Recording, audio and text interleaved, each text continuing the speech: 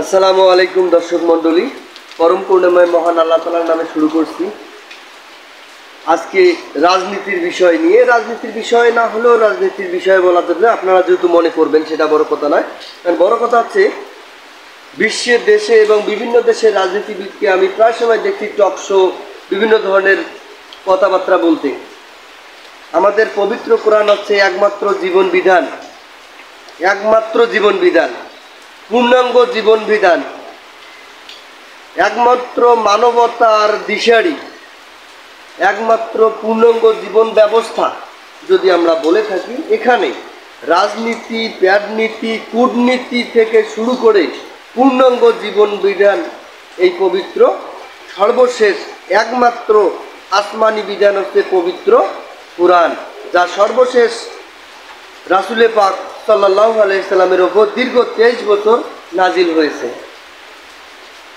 নবুয়তের।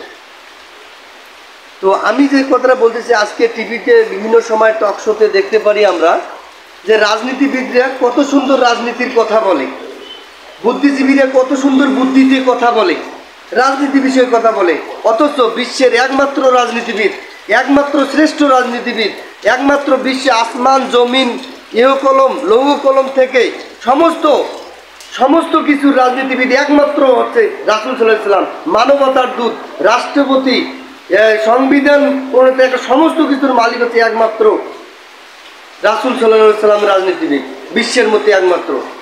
এই রাষ্ট্রের, এই বিশ্বের যে যত প্রকার বুদ্ধিজীবী দেখেন আজকে, বুদ্ধিদাতা আছে, টকশোর বুদ্ধিদাতা আছে, বিভিন্ন ধরনের বুদ্ধিদাতা আছে, তারা কি চোখে দেখে না?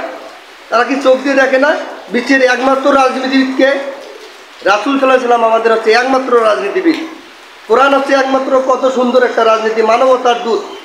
এটা হচ্ছে কোরআন হচ্ছে বিশ্বের জন্য, হিন্দু, বৌদ্ধ, মুসলিম, খ্রিস্টান যত জাতি আছে সবার জন্য একমাত্র রাজনীতি যদি হয় সেটা হচ্ছে রাসূল সাল্লাল্লাহু আলাইহি সাল্লামকে পথ নির্দেশনা করে আমাদের চলতে হবে। এই রাজনীতিতে কেউ উঁচু নিচু সমান, সবাই থাকবে সমান, কাউকে আপন কেউকে পর নয়। এরা কি দেখে না? আজকে আমাদের দেশে বড় বড় রাজনীতিবিদ বড় বড় কথা বলে, তারা কি হজে যান না? তারা নির্বাচন আসলে মাথায় টুপি দেন, হাজিগিরি দেখান, হাজি সাহেব সাথেন, অথচ তারা মসজিদে নববীর যে দেখেননি রাসূল সাল্লাল্লাহু আলাইহি সাল্লাম মজলিসুস সুরের জায়গা আছে না, যেখানে বসে তিনি মদিনা, মক্কা, মদিনায় বিশ্ব লৌহকলমের রাজনীতি পরিচালনা করেন নাই তিনি? আপনারা রাজনীতি নিয়ে বড় বড় কথা বলেন, একমাত্র রাজনীতিবিদ হচ্ছে রাসূল পাক সাল্লাল্লাহু আলাইহি সাল্লাম। মানবতার রাজনীতি, মানবতার রাজনীতি, যেখানে হিন্দু, বৌদ্ধ, খ্রিস্টান মানে না, সবাইকে ভালোবাসা হয়, সবাইকে সবচেয়ে এক চোখে দেখানো হয়, এই হচ্ছে রাজনীতি। আজকে এক রাজনীতিতে দেখা যায় কারো কাছে আমরা ঘুষ নিচ্ছি, চাঁদা নিচ্ছি, কাউকে রাতের আধারে মেরে ফেলছি, বিভিন্ন ধরনের আমাদের এই রাজনীতিতে, বর্তমান রাজনীতিতে চলে। এই রাজনীতি আমার রাসূল করে যান নাই, আমার রাজনীতি করে গেছেন আমার রাসূল, মানবতার রাজনীতি।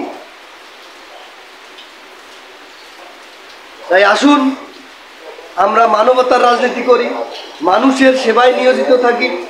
যদি আমরা মানুষের সেবক মনে করি, কিন্তু মানুষের সেবক শুধু ওই কয়েকদিনের ভেতর দেখা যায় মনে হয় একেবারে ও টুপিওয়ালা, হাজিওয়ালা, 5 ওয়াক্ত নামাজ পড়ে, কিন্তু যখনই বাবা ওই যে আমি আসন পেয়েছি, তখন 5 ওয়াক্ত নামাজ তো দূরের কথা, টুপিওয়ালা দেখলেই ভয় পাই। টুপিওয়ালাকে দেখলেই মনে হয় যে বেটা জামাত শিবির, এ বেটা অন্য এক অবস্থায়, একে দেখলেই ভয় লাগে। যেমনটি মনে হয় কখন জানেন, কারো নামে যদি মামলা হয় তা কলার গাছকেও সে পুলিশ মনে করে, ঠিক এই বেটার এমন এক অবস্থা। যখন কোনোভাবে যদি সে সংসদে বা যাইতে পারে, লঙ্কা গেলে রাবণ হয়, সে রাবণ হুজুরকে দেখলেই ভয় পায়, হুজুর বক্তৃতার মঞ্চে কি বলবে এটাকে ভয় পায়। আরে বাবা, আমি কি করছি না করছি, হুজুর বক্তৃতার মঞ্চে কি বলবে, আমি ভুল করেছি, আমি সমস্যা করেছি, আমি দুর্নীতি করেছি, তার জন্য তো হুজুর আলোচনা করতে পারে, এটা না? তাই বলি কি হুজুর বেটা তুই নাম, তোর খবর আছে বেটা, তুই এ কথা প্রচার করিস কেন? এটা হচ্ছে দলাল, এটা হচ্ছে দোসর, এটা হচ্ছে জঙ্গি, মানে হুজুরকে বিভিন্ন ধরনের ট্যাগ দেওয়া শুরু হয় ভাই। তো এটা হচ্ছে ট্যাগের রাজনীতি ভাই। একমাত্র রাজনীতি হচ্ছে রাসূল পাক সাল্লাল্লাহু আলাইহি সাল্লাম আমাদের রাজনীতি করে গেছেন, বিশ্বে মানবতার রাজনীতি। আসুন আমরা মানবতার রাজনীতি করি। দেশকে সঠিক পথে নিয়ে যাই, দেশকে অন্ধকার থেকে মুক্ত করে দেশের মানুষের যারা আজকে দেশের বিভিন্ন জায়গায় যে বিভিন্ন ধরনের সমস্যা আমরা এটা সমাধানের চেষ্টা করি, দেশকে সঠিক পথে নিয়ে যাওয়ার চেষ্টা করি, দেশকে রঙিন স্বপ্ন দেখাই, দেশকে বড় হতে দেশের যারা ভালো সন্তান আছে, তাদের যারা মেধাবী আছে তাদেরকে ভালো জায়গায় নিয়ে যাই, তাদের জন্য ভালো কিছু করি, দেশকে আমরা সঠিক পথে নিয়ে যাই, দেশের ভাবমূর্তি বৈদেশের সাথে উন্নত করার জন্য আমরা সবাই চেষ্টা করব। এই বলে আমি আমার রাসূলের শ্রেষ্ঠ সংবিধান, আমাদের মানবতার সংবিধান পবিত্র কোরআনের কথা বলে শেষ করছি।